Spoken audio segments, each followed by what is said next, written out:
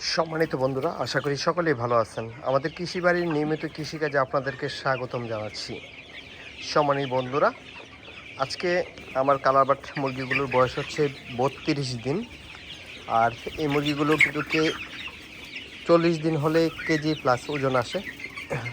আর এই মুরগিটা হচ্ছে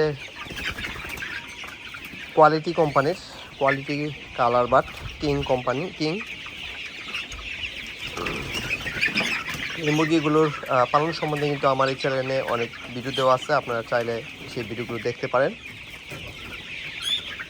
আর এই মুরগিগুলো মাংসের জন্য তৈরি করা, অর্থাৎ এই মুরগিগুলো যখন আমি 40-45 দিন হবে তখন আমি মুরগিগুলো সেল করে দেব।